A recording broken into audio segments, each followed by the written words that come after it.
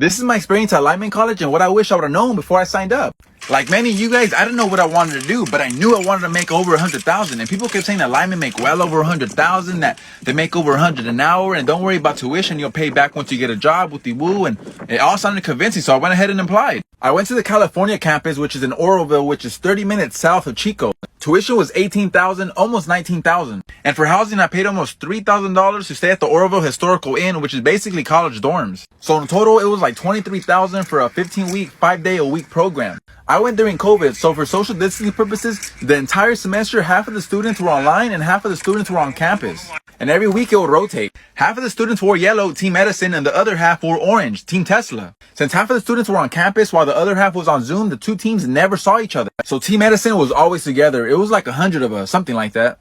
And then of that group of 100, we were again split into groups of 20 for one instructor. And then of that 20, we were again split into groups of 5. So each instructor had 4 groups of 5. There was multiple instructors on campus, and every day we would rotate to another instructor. So one day, one group of 20 would be learning underground distribution, and then the next day they'll go over to transmission distribution, etc., etc. But every day we would rotate to something new. And everything was going great until towards the end of the semester when you start studying and testing for career and planning strategies. Basically teaching you how to be the perfect employee. And then they start talking about how it's far easier to get a job out of state, and they actually recommend getting a job out of state to get your groundman hours up, because it's tough to do so in California, I guess. And any utility workers out there, feel free to correct me, but from what I've seen, groundmen make anywhere from like 60 to 70,000 a year, something like that, depending on how much you work and where you work. And once you complete your 3,500 hours as a groundsman, in order to move up to a lineman, you need to become an apprentice 1, then an apprentice 2, and then an apprentice 3.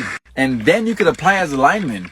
But during that time, that could take anywhere from 3 to 5 years. You're constantly testing and constantly away from home. So I decided if it was going to take 3 to 5 years to make over 100,000, I'm going to buy myself a semi-truck and just do it on my own terms. An instructor once showed us the biggest check he's ever gotten in a week. It was like $14,000.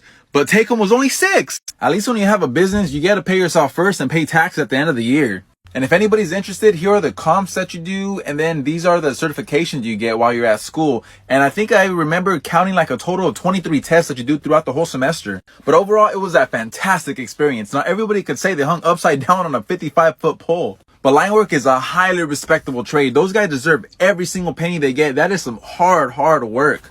But unfortunately, it just wasn't for me. But anyways, I hope this video was informative, guys. Thanks.